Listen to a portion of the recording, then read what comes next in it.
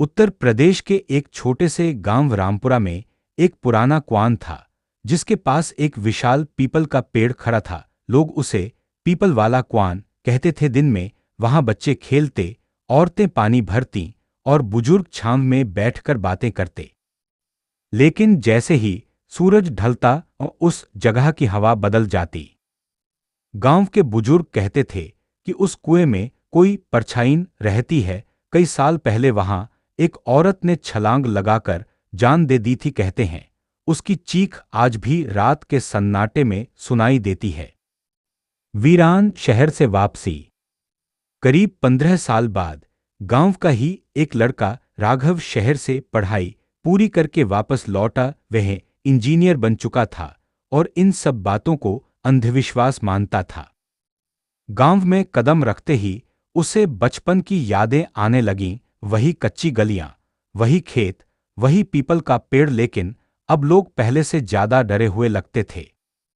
उसकी मां ने उसे चेतावनी दी, रात में उस कुएं के पास मत जाना बेटा, वहां कुछ ठीक नहीं है। राघव हंस पड़ा। मां, ये 2026 है, भूत कुछ नहीं होते। दूज का चांद पहली रात। उस रात अचानक गांव में बिजली चली गई। चारों तरफ अंधेरा छा गया। हवा में अजीब सी ठंडक थी। राघव ने तय किया, आज सच जानकर रहेगा। वह टॉर्च लेकर अकेला पीपल वाले कुएं की तरफ चल पड़ा। जैसे ही वह वहां पहुंचा, हवा तेज चलने लगी। पीपल के पत्ते सरसराने लगे। कुएं से पानी टपकने की आवाज आने लगी, जबकि कुआं वर्षों से सूखा था। अचानक उसकी टॉर्च बंद हो गई। कोई है? राघव ने आवाज लगाई। तभी पीछे से धीमी फुसफुसाहट आई। राघव! उसका दिल तेजी से धड़कने लगा। उसने पीछे मुड़कर देखा। सफेद साड़ी में एक औरत, भीगे बाल, चेहरा आधा ढका हुआ, वह कुएं के किनारे खड़ी थी। छिपा हुआ सच।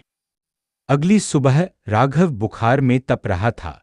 उसने मां को सब बताया। गांव के बुजुर्ग इकट्ठा हुए। तब सबसे बुजुर्ग दादाजी हरिराम ने एक राज खोला।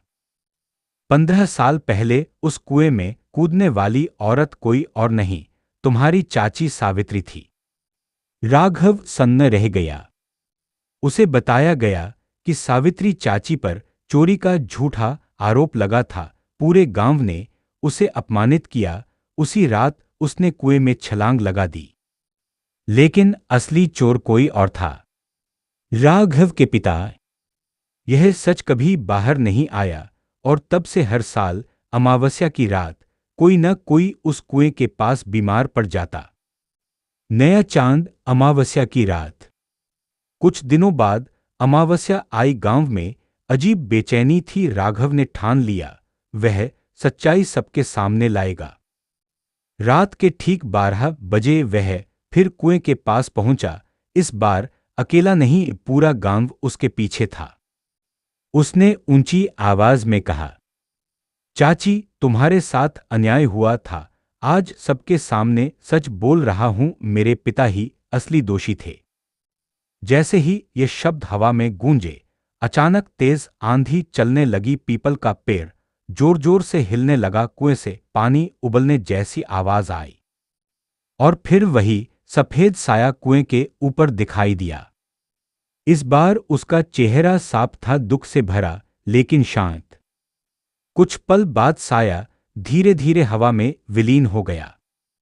सूर्योदय, सुबह का सूरज। अगली सुबह गांव में अजीब सी शांति थी। पीपल के पत्ते अब शांत थे। कुएं के पास की ठंडक गायब हो चुकी थी।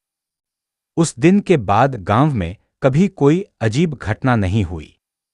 लेकिन राघव जब भी रात को खिड़की से बाहर देखता, उसे कभी कभी लगता पीपल के पेड़ के नीचे कोई खड़ा है, मुस्कुरा रहा है।